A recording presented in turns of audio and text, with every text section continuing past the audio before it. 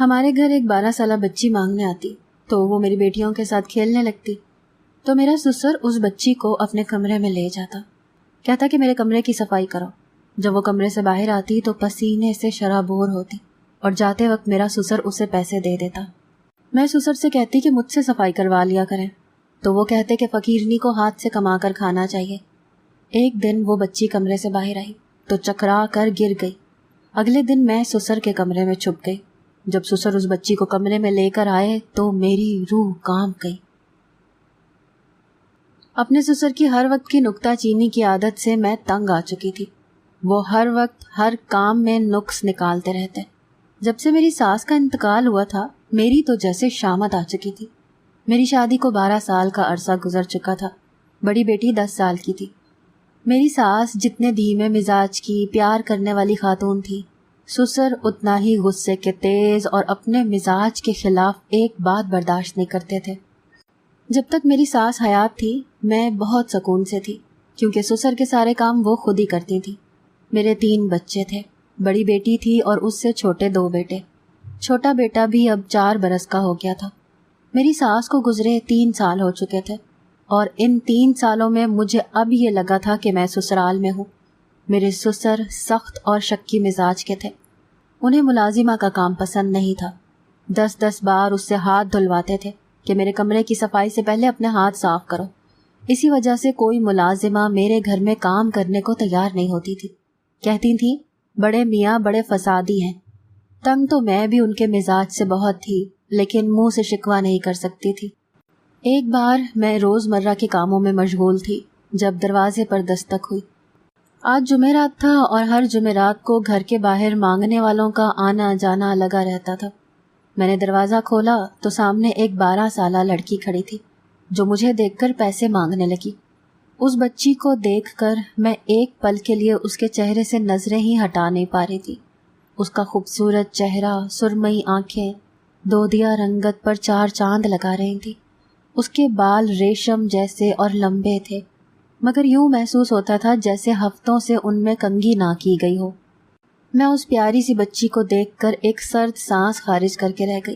نہ جانے کیوں مگر مجھے اس پر ترس سا آیا تھا۔ میں اسے گھر کے اندر لے آئی۔ اس دھوپ میں ننگے پاؤں خشک ہونٹ لیے کھانے کے لیے روٹی کے لیے پیسے مانگ رہی تھی اور خود پیسے لینے کے لیے میں کمرے میں چلی گئی۔ کچھ دیر بعد جب میں باہر آئی تو میرے قدم ٹھٹکے تھے کیونکہ وہ بچی ذرا سہمی سی کرسی پر بیٹھی تھی اور اس کے مقابل میرے سسر بیٹھے تھے۔ نہ جانے وہ اس بچی کو کیا کہہ رہے تھے، میں سن نہ سکی۔ جب میں ان کے قریب گئی تو وہ بچی مجھے دیکھ کر فوراً مسکرانے لگی۔ وہ بار بار میرے سسر کو دیکھ رہی تھی جو اسے بری طرح سے گھور رہے تھے۔ پھر مجھے دیکھ کر کہنے لگے یہ گندی لڑکی کون ہے؟ اس بچی کے مٹی سے اٹے ہاتھ پاؤں دیکھ کر میرے سسر نے نخوت سے اسے دیکھ کر مجھ سے پوچھا تھا۔ میں نے کہا پیسے مانگنے آئی ہے۔ یہ کہہ کر میں نے اس بچی کے ہاتھ میں 50 کا نوٹ رکھ دیا کہ چلو پیٹ بھر کر روٹی کھا لے گی، لیکن یہ دیکھ کر میرے سسر نے وہ نوٹ اس بچی کے ہاتھ سے جھپٹ لیا۔ کہنے لگے میرا بیٹا حرام کے پیسے نہیں کماتا۔ ارے یہ بچی ہڈی کٹی ہے، کام کر سکتی ہے تو کیوں ہڈ حرامی کر کے لوگوں کے گھروں میں پیسے مانگتی پھرتی ہے؟ مجھ سے وہ سخت لہجے سے یہ کہہ کر اس بچی پر برس پڑے۔ کہنے لگے اے لڑکی چل باہر نکل یہاں سے، محنت کر کے کمانا سیکھ۔ مجھے اپنے سسر پر غصہ تو بہت آ رہا تھا۔ بیچاری بچی نہ جانے کب سے بھوکی پیاسی تھی۔ اسے دیکھ کر یہ نہیں لگ رہا تھا کہ وہ عادی بیکارن ہے۔ اس کے چہرے پر ایک عجیب سی بے بسی تھی۔ میری سسر کی ڈانٹ پر موٹے موٹے آنسو نکالے وہ رونے لگی۔ کہنے لگی بڑے ابا آپ رکھ لو مجھے نوکری پر، میری ماں بہت بیمار ہے۔ جب تک وہ ٹھیک تھی وہ لوگوں کے گھر کام کر کے ہی کماتی تھی، لیکن اب وہ بیمار ہے اسی لیے میرے گھر میں کوئی کمانے والا نہیں۔ میرا چھوٹا بھائی بھوک کی وجہ سے رو رہا ہے، جھاڑو پونچھا تو مجھے آتا ہے، مجھے کام پر رکھ لو، لیکن ابھی مجھے روٹی دے دو، میرا بھائی اور اماں دونوں بھوکے ہیں۔ یہ سن کر میرا سسر خاموش ہو گیا اور 50 کا نوٹ بھی اسے واپس کر دیا۔ پھر اپنی جیب میں سے بھی 100 کا نوٹ نکالا اور اسے پکڑا دیا۔ وہ بچی خوش ہو گئی۔ جب وہ جانے لگی تو میرے سسر نے کہا کہ بات سن لڑکی، کل سے کام پر آ جانا، میں روز تجھے پیسے دیا کروں گا اور کھانا بھی ہمارے گھر سے لے جایا کرنا۔ وہ بچی خوشی سے سر ہلاتی ہوئی باہر چلی گئی۔ میرے سسر مجھ سے کہنے لگے کہ فریج میں رکھا باسی کھانا کل سے اس بچی کو دے دیا کرنا۔ میں نے ایک سرد آہ بھری تھی۔ کیا تھا جو یہ کہہ دیتے کہ تازہ کھانا زیادہ بنا لیا کرنا؟ بہرحال میں تو یہ سوچ چکی تھی کہ اسے روز تازہ کھانا ہی دیا کروں گی۔ وہ بچی میری بیٹی جتنی ہی تھی، اسی لیے جب وہ اگلے روز کام پر آئی تو میں نے اسے اپنی بیٹی کا صاف ستھرا جوڑا دیا اور کہا کہ وہ یہ نہا کر پہن لے۔ میں اپنے سسر کی نفاست پسندی سے واقف تھی۔ وہ اس جوڑے کو دیکھ کر میرا شکریہ ادا کرنے لگی، لیکن جب وہ نہا دھو کر کپڑے پہن کر باہر آئی تو میں اس بچی سے نظریں ہٹانا بھول گئی۔ وہ کہیں سے بھی مانگنے والی بچی نہیں لگ رہی تھی۔ میرے سسر بھی وہیں اس وقت صحن میں بیٹھے اخبار پڑھ رہے تھے، ساتھ ساتھ چائے کی چسکیاں بھی بھر رہے تھے۔ میں نے اس بچی سے کہا کہ وہ میرے ساتھ کچن میں تھوڑا کام کروا دے، لیکن تبھی سسر کرسی سے اٹھے اور اس لڑکی کو بولا کہ جاؤ جا کر میرے کمرے کی صفائی کر دو۔ میں حیرت سے سسر کو دیکھنے لگی اور بولی کہ آپ کے کمرے کی صفائی تو میں کر چکی ہوں۔ میری بات سن کر سسر نے ایک سخت نظر مجھ پر ڈالی اور اس لڑکی کو جھڑک کر اپنے کمرے میں جانے کا اشارہ کیا کہ وہ صرف ان کے ہی کام کرے گی۔ وہ لڑکی خاموشی سے سسر کے کمرے میں جا چکی تھی۔ میرے لیے سسر کا یہ رویہ بالکل نیا تھا۔ وہ سب سے ایسے ہی روب جتا کر بات کرتے تھے۔ وہ مجھ سے کہنے لگے کہ یہ بچی صرف میرے ہی کام کیا کرے گی، اسی لیے آج کے بعد یہ زیادہ تر وقت میرے کمرے میں ہی گزارے گی۔ مجھے تو یہ سن کر حیرت ہوئی تھی۔ انہیں تو کبھی ملازمہ کے کام سے تسلی نہیں ہوتی تھی۔ ملازمہ کے کام کرنے کے باوجود وہ مجھ سے کمرے کی صفائی کرواتے تھے۔ مجھے اچھے سے یاد تھا وہ تو اپنے کمرے کی بعض چیزوں کو مجھے بھی ہاتھ نہیں لگانے دیتے تھے۔ اس لڑکی کو کمرے میں گئے ابھی 5 منٹ ہی ہوئے تھے کہ میرے سسر اپنی مونچھوں کو تاؤ دیتے کمرے میں چلے گئے۔ جب سسر کمرے میں داخل ہوئے اور اس کے ساتھ ہی اپنے کمرے کا دروازہ بند کر دیا، مجھے دھچکا سا لگا تھا۔ سسر کے کمرے میں تو وہ لڑکی کام کر رہی تھی، تو پھر سسر کا اس کمرے میں جانے کا کیا جواز بنتا تھا؟ اور تو اور وہ کمرے کا دروازہ بھی بند کر چکے تھے۔ سسر کا یہ رویہ میری سمجھ سے باہر تھا۔ میں بے چینی سے اس کمرے سے کچھ دور ٹہلنے لگی۔ میرا دل چاہا کہ دروازے پر دستک دے کر پوچھوں یا پھر اس بچی کو باہر بلاؤں۔ تقریباً 1 گھنٹہ گزر چکا تھا جب دروازہ کھلا۔ میں غور سے سسر اور اس بچی کو دیکھ رہی تھی۔ وہ لڑکی کمرے سے باہر نکلی، اس کا چہرہ سرخ ہو رہا تھا۔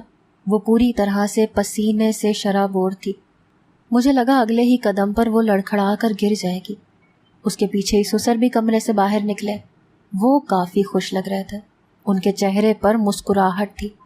میں نے اس لڑکی کا رخ اپنی جانب کیا، اس کی آنکھوں میں دیکھنے لگی۔ یوں لگ رہا تھا جیسے وہ روتی رہی ہو۔ میں نے سسر کو نظر انداز کرتے ہوئے اس لڑکی سے کہا، کیا ہوا بیٹی، تمہاری طبیعت تو ٹھیک ہے؟ تم کیا روتی رہی ہو؟ میرے سوال پر وہ ذرا سٹ پٹائی، پھر نظریں میرے چہرے سے ہٹا کر اٹکتے ہوئے بولی، نہیں میں کیوں روؤں گی، گرمی بہت ہے نا، اسی لیے کام کرتے ہوئے پسینہ آ گیا تھا۔ وہ فوراً مسکرا کر بولی تھی۔ کچھ تو تھا جو وہ مجھ سے چھپا رہی تھی، اور یہ بھی کوئی کم بات نہیں تھی کہ میرا سسر بہت کم ہی خوشگوار موڈ میں دکھائی دیتا تھا۔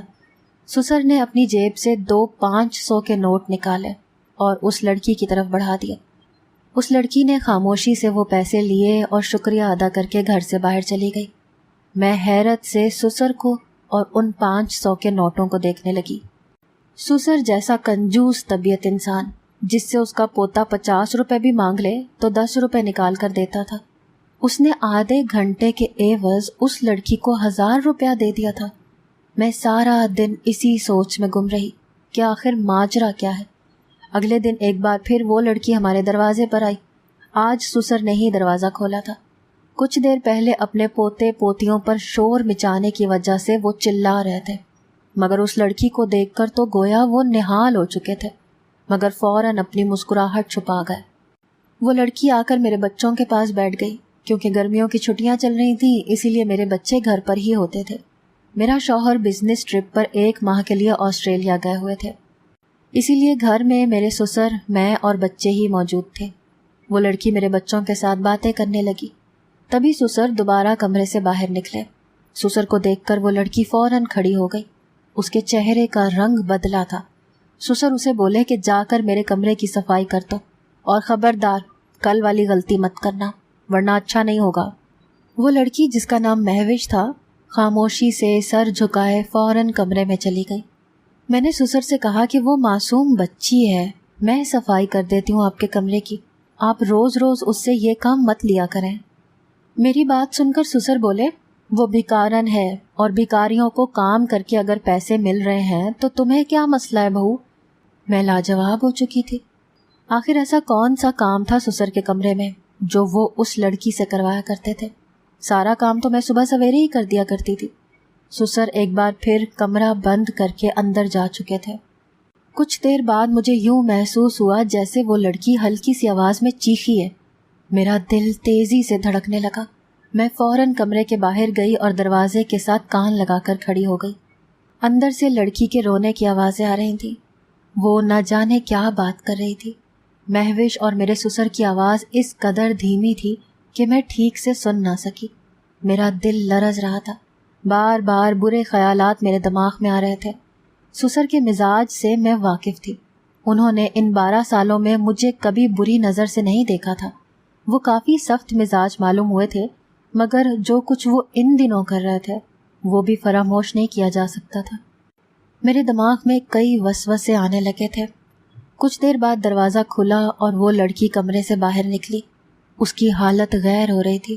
وہ بار بار دوپٹے سے اپنا چہرہ صاف کر رہی تھی، جبکہ سسر اسے سرگوشی میں جھڑک رہے تھے، جس کے بعد وہ خود کو نارمل دکھانے کی ناکام کوشش کر رہی تھی۔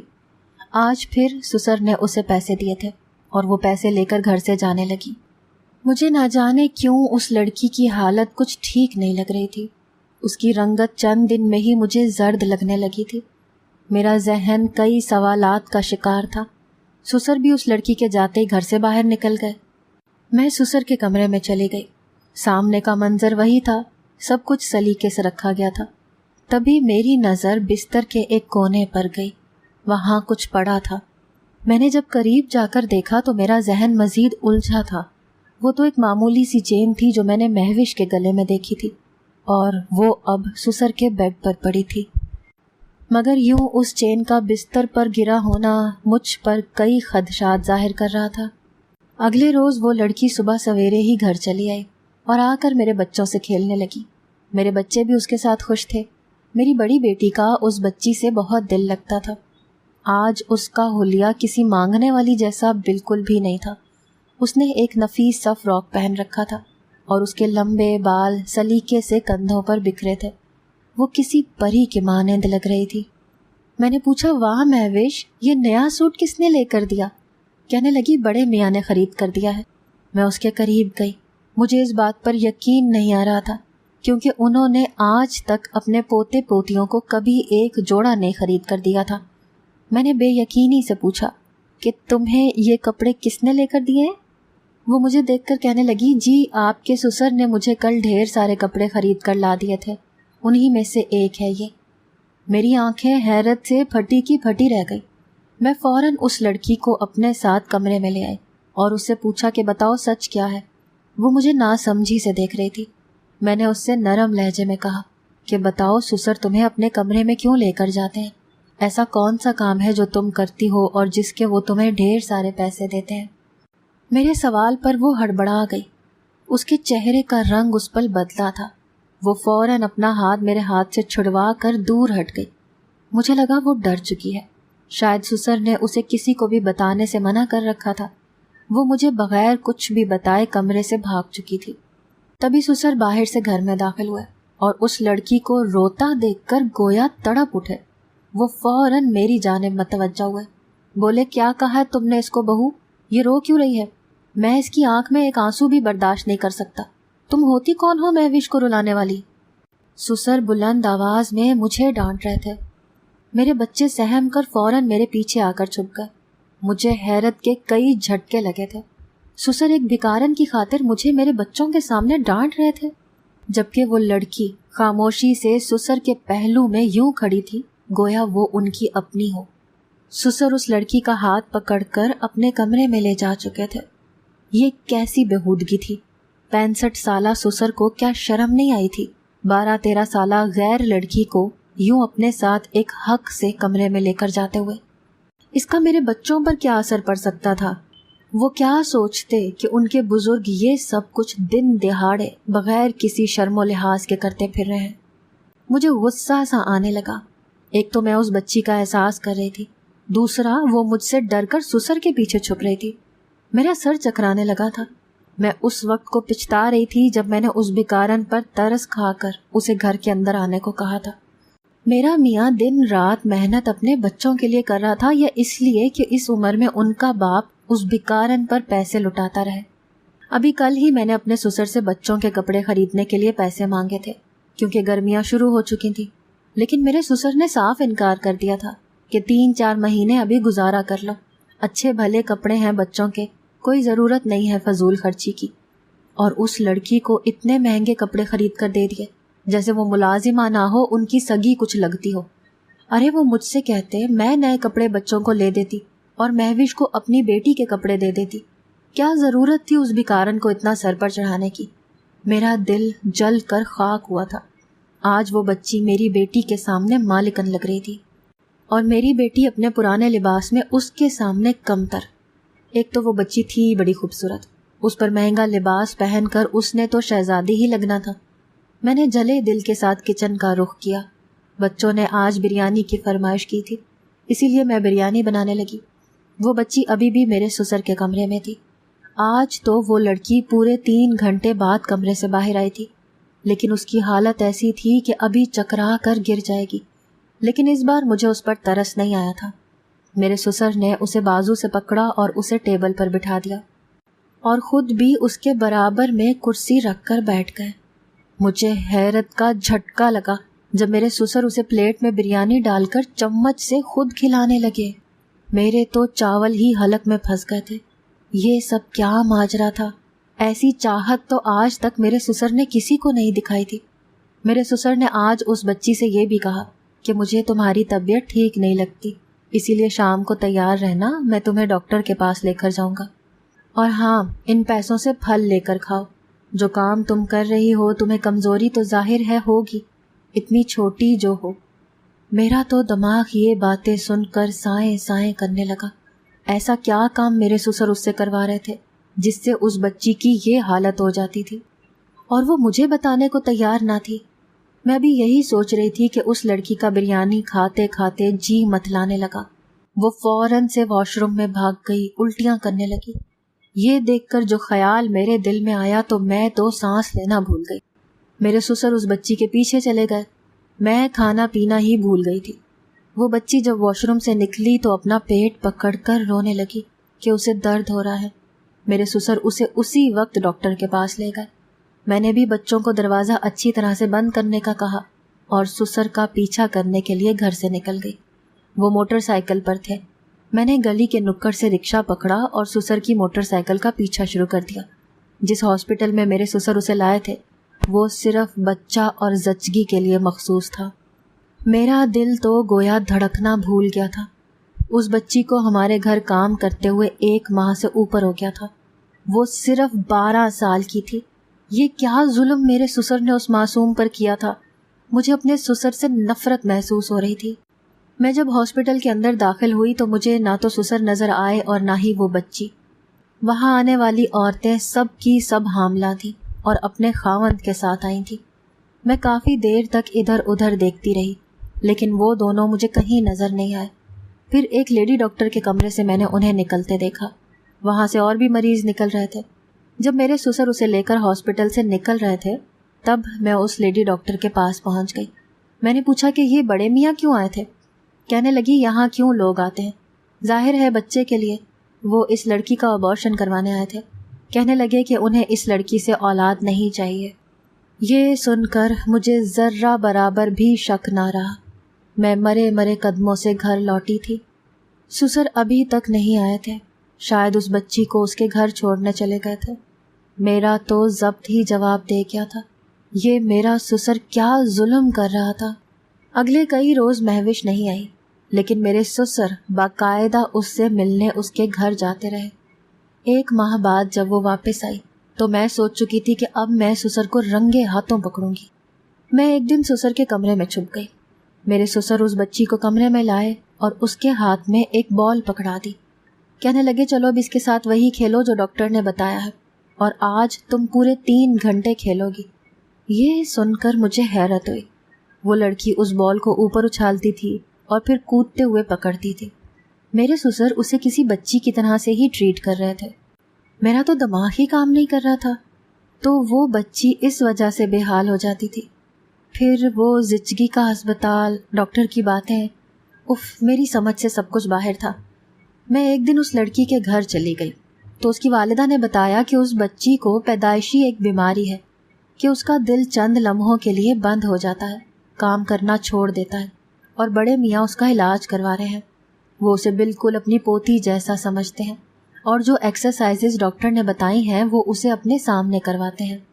یہ سن کر مجھے اپنی سوچ پر افسوس ہوا تھا۔ پھر وہ کہنے لگی کہ ایک دن آپ کے گھر پر ہی مہوش کی طبیعت خراب ہو گئی تھی۔